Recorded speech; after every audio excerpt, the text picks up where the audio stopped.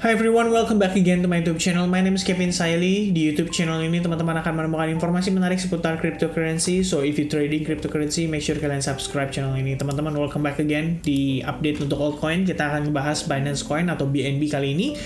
Tadi kita udah bahas tentang seputar Bitcoin. Saya lihat teman-teman banyak sekali memberikan likes di video terakhir. Saya ingin ucapkan thank you so much karena melalui likes tersebut saya jadi tahu teman-teman punya antusiasme untuk kita bahas lebih ke arah yang mid term untuk long termnya juga. Tapi bukan berarti kita menghilangkan pembahasan untuk trading ya. Balik lagi, memang YouTube channel saya di sini cukup dikenal orang-orang sebagai YouTube untuk para trader ya. Dalam artian saya personally juga update setiap hari day to day basis supaya teman-teman bisa tahu informasi terbaru dan bagaimana progres kita bisa bilang apa ya.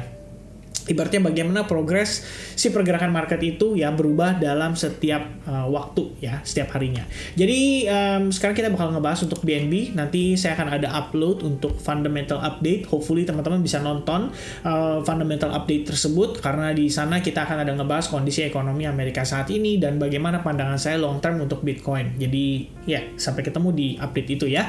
Nah teman-teman, untuk BNB sebenarnya kalau kita lihat ini sudah clearly memasuki fase bearish ya. Begitu pula untuk koin-koin lainnya karena kita tahu memang bapaknya kita si Bitcoin itu juga dalam keadaan bearish. Nah, beberapa hal yang pengen saya sampaikan teman-teman.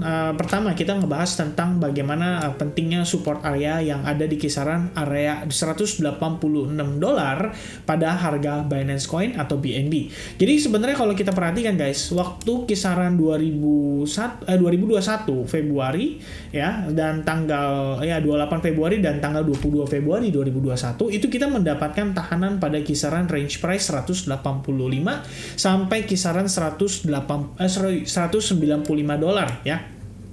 Between dua area itu memang menjadi kalau kita turun time frame ke yang hourly, mungkin kita bisa lihat di 4 jam atau 1 jam, kalian bakal ngelihat di sini tuh ada reaksi yang cukup signifikan pada pergerakan BNB. Dan itu nggak heran ya, kenapa akhirnya kita ngelihat BNB itu somehow bisa ketahan di kisaran area itu dan mendapatkan reaksi.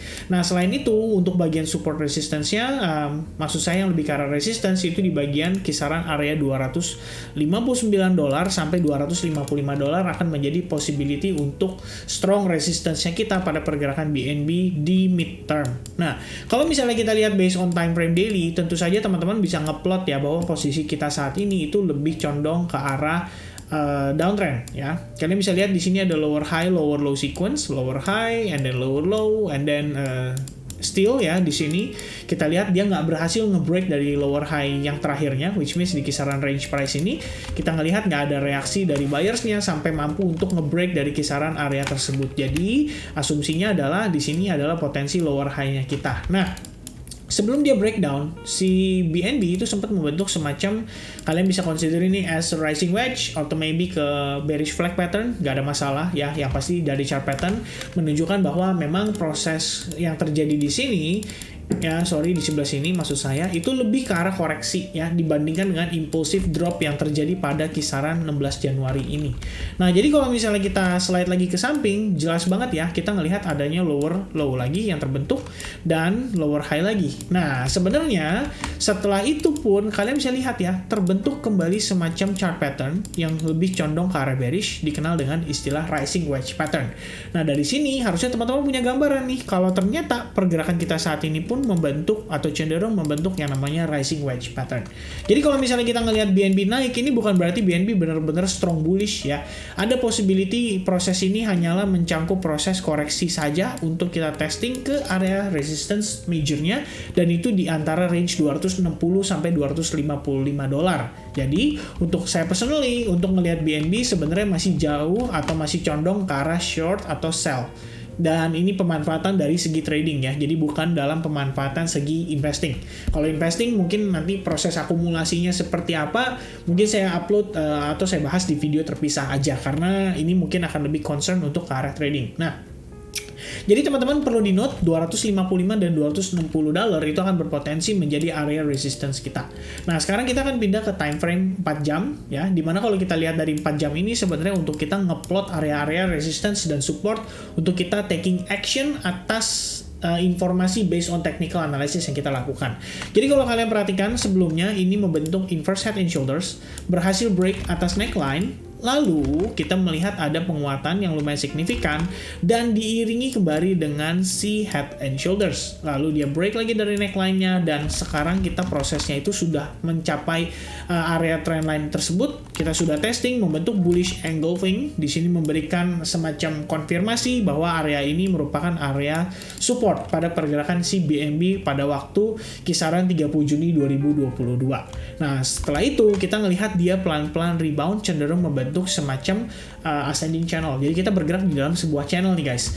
Nah, kalau misalnya saya clear ini semua, kita coba plot dulu dari segi time frame daily yang tadi. Informasi yang kita dapatkan adalah berpotensi membentuk semacam rising wedge pattern. So basically kita connect antara resistance dengan supportnya dan voila, kita bisa mendapatkan sebuah chart pattern yang dikenal dengan istilah rising wedge pattern. Nah, biasanya pattern ini lebih condong ke arah bearish ya teman-teman. Nah, kalau misalnya kita lihat lagi dari time frame yang sama, kita akan mencoba plot untuk area bearish order blocknya, di mana di area tersebut kita mendapatkan beberapa kali rejection. Yang pertama ada di sini, yang kedua ada di sini, dan yang ketiga ada di sini ya. Plus di sini fake out. Jadi hitungannya tetap ya di situ terdapat rejection.